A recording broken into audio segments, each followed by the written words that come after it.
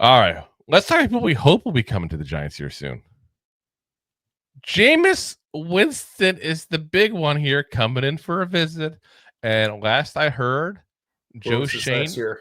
is personally going to vacuum the floor and sweep the entryway before he comes out just to make sure the place looks nice. That's the rumor I heard. Breaking news, guys.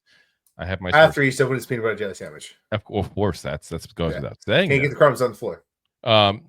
This is from the NFL's Tom Pelissero. He says free agent quarterback Jameis Winston is scheduled to visit the Giants on Tuesday, per sources.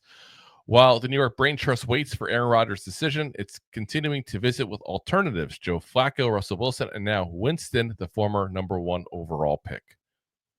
I don't know why he felt the need to throw in he's a former number 1 overall pick. We all know that. Yeah. Ooh, was he? Wait a minute. I've never watched football before. I'm unaware of this. What does he think of crab legs, though? What does Reverend Winston have to say?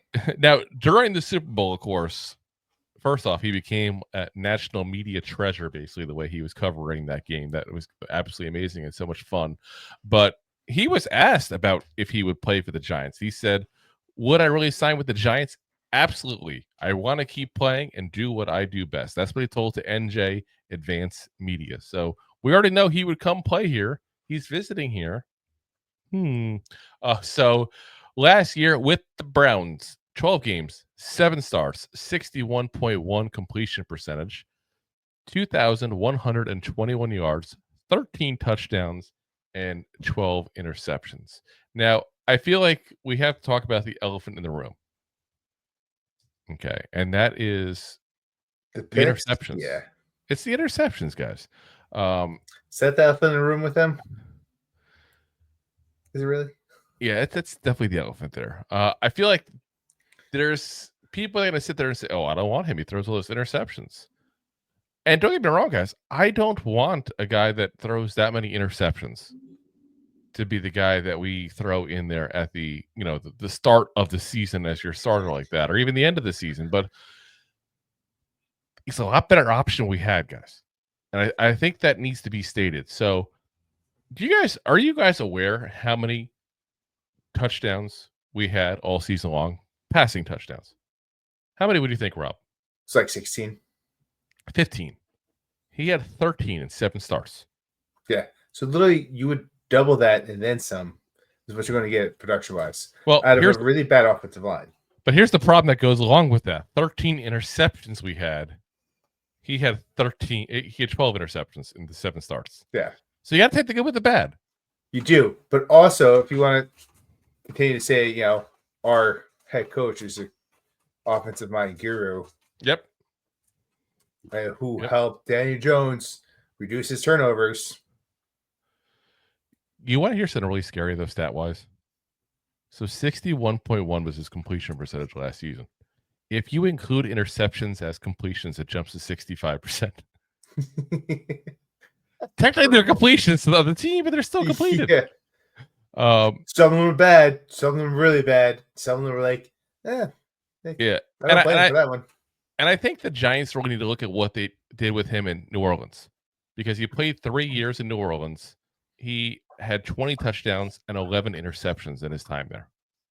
So that's a much better touchdown to interception ratio than he has had for his career, both with Tampa Bay and that 1 year in Cleveland. So I think that's where we really got to look at and go, okay, hold on. What did New Orleans do that Tampa and Cleveland didn't do?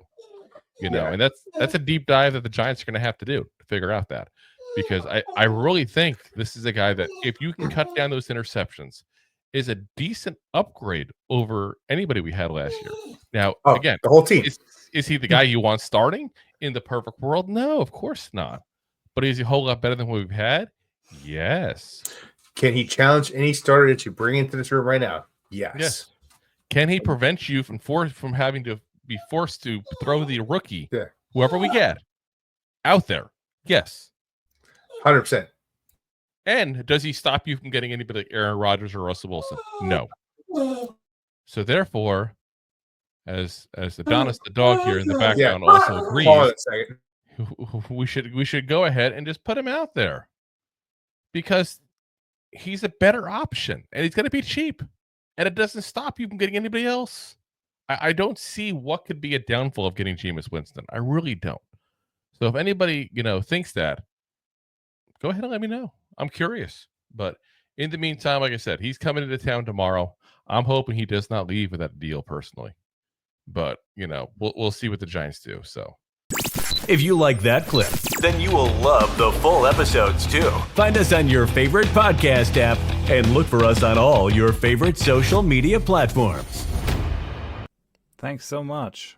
Please, I'm begging you. Please subscribe.